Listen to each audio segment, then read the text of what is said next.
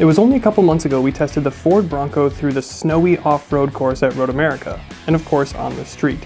However, that was a 2-door 10-speed automatic with the 2.7-liter turbocharged V6 and the Sasquatch package. What we have today is a 4-door, manual, 2.3-liter turbocharged 4-cylinder that's pretty bare bones. So let's see if it can still do Bronco stuff.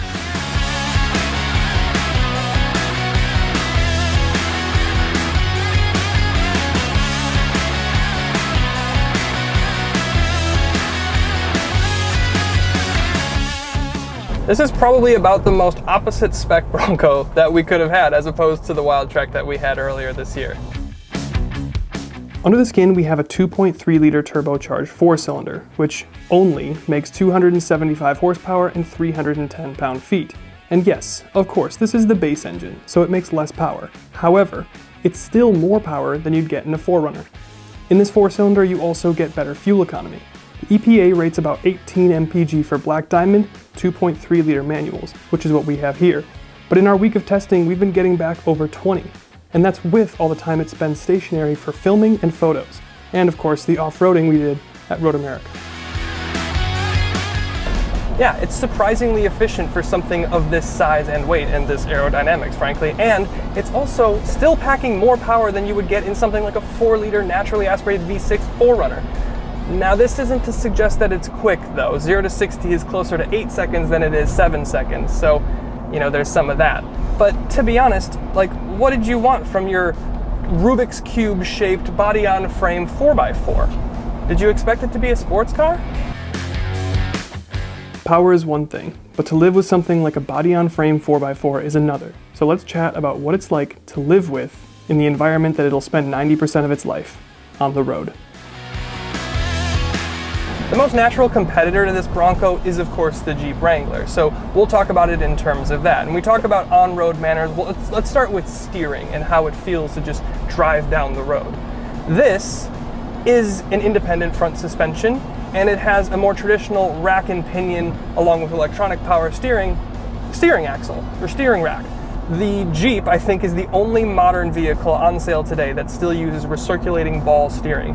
It also has a solid front axle, which is fantastic for rock crawling or hardcore off-roading. However, it means you have to pay a little bit more attention. It means that you don't quite have the same feeling of finesse and composure on the road as you would with something like this Bronco with an independent front suspension and a more traditional steering rack. So it's got pros and cons depending on what you want, but that's just how it shakes out behind the wheel. And I believe it's because this Bronco has independent front suspension and a more traditional steering rack that Ford is able to fit this Bronco, at least in some trims, with an active lane keeping assist, which you won't get in the Wrangler. Then there's ride refinement. The suspension is relatively stiff. These aren't the Bilstein dampers, but even still they are pretty stiff, and you get a good amount of shudder over small to medium road imperfections, especially from the solid rear axle. The ride is livable, but I think the 4Runner has both the Wrangler and Bronco beat on ride quality. And then when we talk about things like cabin refinement and ride refinement, let's keep in mind that you are buying a brick-shaped, ladder-framed 4x4 that is designed to have basically all of the body panels come off. So if you were expecting a Rolls-Royce level ride and interior isolation, no. But again, that's why you buy something like this. You're buying this because you want the open top experience, and that's something that we missed when we had the Wildtrak earlier because we live in Wisconsin, which is terrible and it's always snowy and freezing. But you know, here it's a little bit warmer today. I might take the top off, and that's where the Bronco makes its stand. So ultimately, on the road, this is totally livable if you're willing to make some compromises for the character. The ride is perfectly adequate, the driving dynamics are solid, the power isn't going to set your heart on fire, but honestly, it's enough, and for the big bump in MPG, I'll take it. The only thing I might change is the manual. It's a good throw and a nice pedal box, and I did have fun driving it, but the 10-speed suits what I'm looking for from this vehicle just a touch better. And we'll get into that more now as we head into the forest at Road Ameica.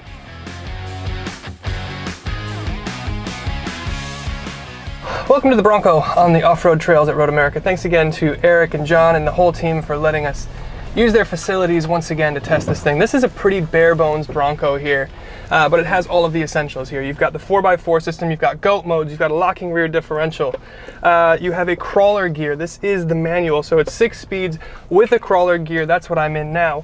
And this is a little bit different. I'm not typically used to off-roading with the stick, with 3 pedals, but it's really easy that the way that Ford has done this for you. So essentially all you need to do is take your foot off the clutch and the car will engage. The computer will adjust the revs so you don't stall out, which makes it easier to make more precise inputs when you're trying to crawl over a rock or something. So right now we are currently in mud and ruts mode, which has put 4x4 system on, traction off, and the diff locked in the rear.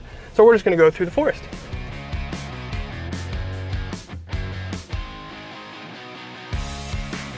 So another thing to mention here is that we don't have the big Sasquatch package. We don't have the big 35-inch tires.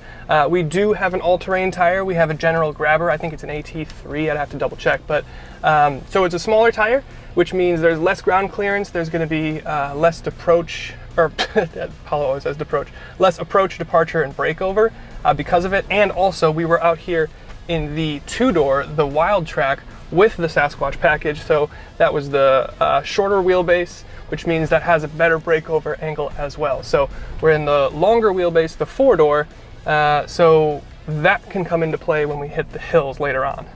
But no, on the trail here, this thing it looks big, especially in a parking lot. It takes up the full space, but on the trail here, it feels so much more manageable from a size perspective than you would get from something like the Lexus LX 600 that we were just out in. And of course, that's a big full-size 3-row SUV, so this is something a bit different. Steering is super easy. I haven't had my foot on the gas at all, just managing brake every once in a while. This crawler gear is really nice, got a nice consistent speed, about 3 miles an hour, and it's perfectly good. All right, let's hit the hills.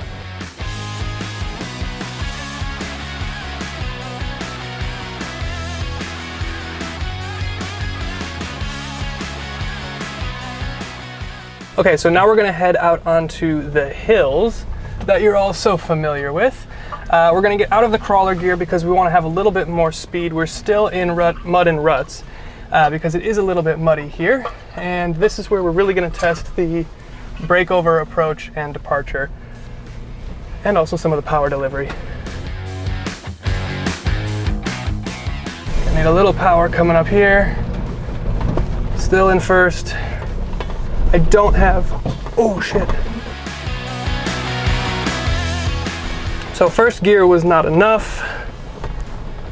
We're probably gonna wanna go into 4 low, just for the amplified gear ratio.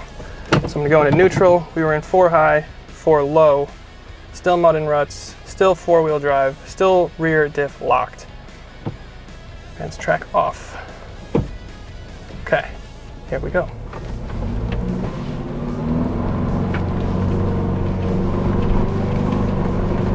Now it's chugging away. You can hear that 4-cylinder really working.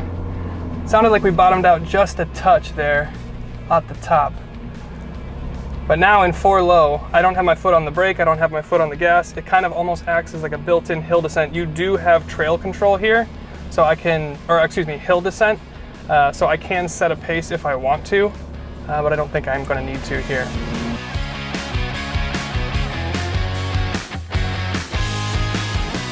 Right. As we head up to the second hill, still amplified gear ratio.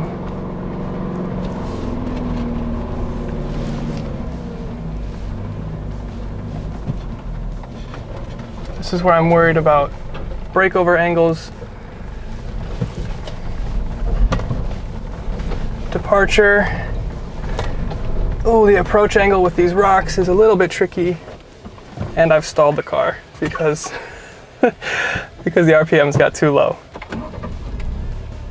So that's the thing, even in 4 low, where it amplifies your gearing, and in first, I probably could have been in crawl for that, but even still, I could have just put the clutch in. But this is the kind of the difficulties and the nuance of off-roading, especially at low speeds, in a 3-pedal vehicle, manual transmission. I mean, this rock garden at the bottom here, and this is a press car too, so you want to be pretty careful with it. That's always pretty tricky. We're not aired down, we don't have big off-road tires on, so you want to be pretty careful.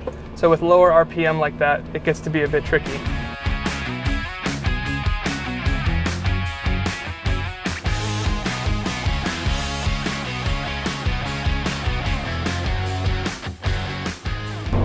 And then the final hill.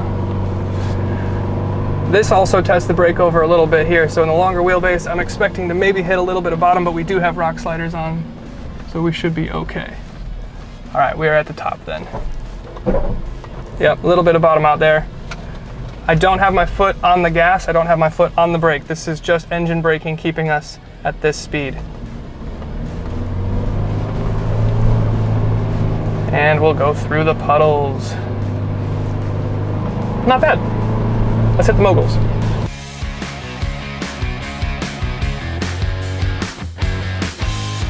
Just bopping along in 4 low at 4 miles an hour. Slow as f. So here we come to the moguls. Same deal. 4 low, diff locked, still mud and ruts. I'm gonna leave the window open so you can hear how just hard this transfer case is working. Get up on there. Oh my God, oh my God. This may not have the big tires, but it still gets up there.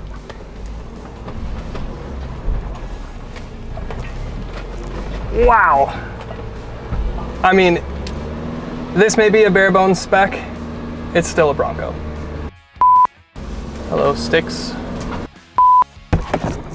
Okay, so a lot of you will remember from our previous Bronco video that we had pretty strong opinions on how this thing should look to get the true Bronco experience. And a lot of that came from the front fascia.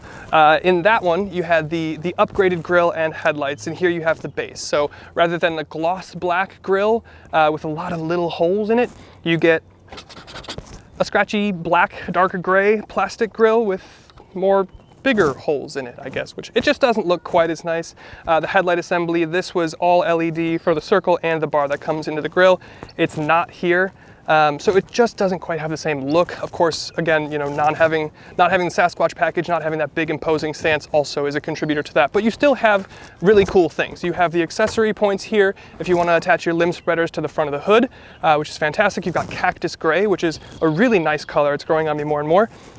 Steel bumper, recovery hooks, mild underbody cladding. It's still a Bronco, it's still a 4x4, it's still meant to be taken off-road. Around the side here, again, rather than having like a metal wheel arch, you have plastic. You've got General Grabber AT tires. They do a good job of clearing mud. When I got back onto the road after leaving Road Ameica for their off-road course, again, thank you to them for letting us use their facilities. This thing cleared mud for like a half mile. So it got out there, it did a good job. And even though they're not the 35-inch tires, they're still good off-road as we saw. They're wrapped around Steelies, 17-inch Steelies. These are cool. I saw a Bronco on the street the other day that was Everglades green or whatever the color is, and they had the Steelies painted white, which was something I wasn't expecting to see, but it looked really cool, kind of like a modern, you know, vintage kind of thing. So continuing back, we have the wing mirror. And this is important because it's mounted to like the lower part of the windshield assembly rather than your actual door. So when you take the door off, you can still have, you know, your side view mirrors. They don't have blind spot monitoring, so they have the little additional cutout with the warped glass. Nice thing about this, you have your rock slider here. That's standard on the Black Diamond here. So you got your Black Diamond sticker as well. This is probably the biggest nuisance to me of this entire trim, this Bronco, this Black Diamond trim. You don't have keyless entry. And you do have the little tap-in pad, so if you want to put a code in, that'll work, but I have to get my key out, or the fob out, if I want to get in the truck after it's been locked. So it's a little bit of a nuisance. I wish it had the keyless entry, but again, this is more of a bare bones spec, so I'm not expecting a whole lot. Hardtop roof, it's good. It's a little squeaky. We'll talk about that in the interior. Around back, you have like halogen incandescent, I don't know what they are, but they're not LED taillights. You've got a plastic rear bumper here. You've got a recovery point, at least one back here, Ford logo, spare General AT tire here as well, and a towing package. So it's 3,500 pounds or somewhere just about there for the towing. But let's head inside and talk a little bit more. Okay, so in the cabin here, I know at the top of the video I referenced this as like a bare bones spec Bronco, and here's kind of what I mean and where it starts to show itself. Maybe by saying bare bones it's a little derogatory, so what I'll say is this is the most waterproof spec Bronco that I've ever seen. This is the Black Diamond, so under this there's the actual base trim and then there's the Big Bend, but this is pretty kitted out if you wanted to go off-roading. In this thing there are no carpeted floor mats, there's no rubber floor mats. You have just the bare footwells with the drain plug. You have marine grade vinyl seats for your upholstery, which get a little bit hot on my back during longer driving, but they're going to hold up incredibly well and be really, really durable. And the rest of the materials in here are some sort of combination of plastic or rubber or like synthetic leather. And of course the point of that is to be able to get the sense that you're able to hose this thing out. If you go off-roading, you get really muddy, really dirty in here, it's no problem. This thing can take it, it's durable, strong materials, can get wet. You really could probably just take a hose to this thing and just rinse it out. And that's kind of like a really nice thing to be able to do. And as far as the design, you still have little accents here and there, the blue Ford, and then you've got the metal, Ford Bronco plate down here. So it has a nice kind of sense to it. Starting from the top though, we want to talk about this. Obviously you can take the roof off, we've covered that, we all know that. You've still got your 6 auxiliary switches up here, which is great. Just a standard rear view mirror, you don't have any like auto dimming or anything, but you have a camera or radar sensor up here. It's for your adaptive cruise and that sort of thing. Moving down here, you don't have the influencer kit like we did in the Wild Track, but you do have some pretty nice and integrated storage up here. Your buttons and dials up above your infotainment screen are just for your diff lock, your hazard lights, and of course your traction control. So we don't have the trail turn assist like we did in the Wild Track. And then in front of your steering wheel, you have a semi-digital gauge cluster, which is fine, but since this is the manual, I'd prefer a more traditional RPM gauge or rev counter, more circular. So it's fine, I get along with it. I can heel toe in here. The pedal box is nice. The actual throw on the shifter is pretty good, but I just am used to a more conventional gauge. As far as the driver assistance suite goes, you do have adaptive cruise and some rear cross traffic alert, I believe, but you don't have more advanced things like a lane keeping assist or like the full, kind of blue cruise type stuff. So it won't drive itself for you. The steering wheel itself, though, feels pretty good in your hand. The buttons are rubberized, so again, you're kind of giving that like durable, waterproof, rugged feeling here. You have the smaller infotainment system here, or screen, I should say. But to be honest, if I hadn't been in the Wild Track with the bigger screen, this wouldn't strike me as bass. There's a good amount of bevel around it. I don't know, is it bezel or bevel? I don't know.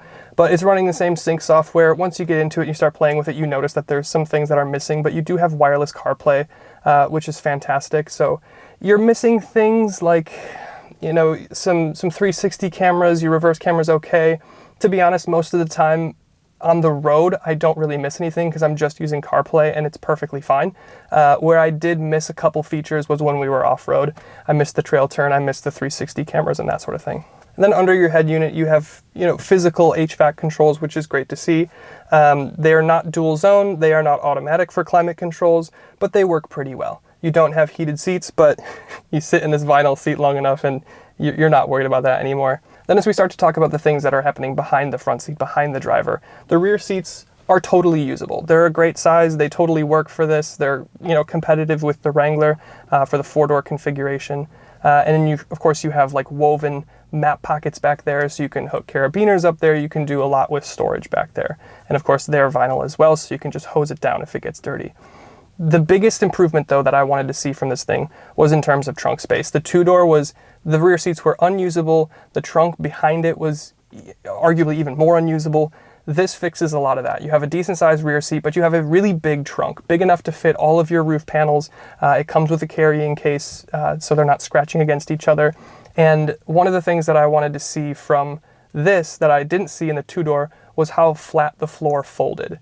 If you're going to go camping, overlanding, and use your vehicle as like your home base or your sleeping quarters, it's nice to have that flat floor. This doesn't quite at the beginning or at the end of the trunk where it butts up against the rear seats. You have about a 2-inch lift. You can equalize it with maybe like some wood or flatten it out that way. It's not a huge deal, but it is something that I noticed, and it's better though than the 2-door.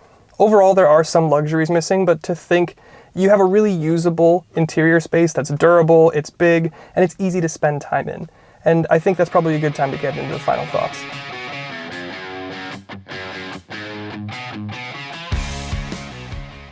This Bronco 2.3 liter turbocharged 4-cylinder with the manual transmission and the marine interior comes in at $42,720 with destination, which makes it relatively affordable, especially when you consider you're still getting all the character of the roofless and doorless experience.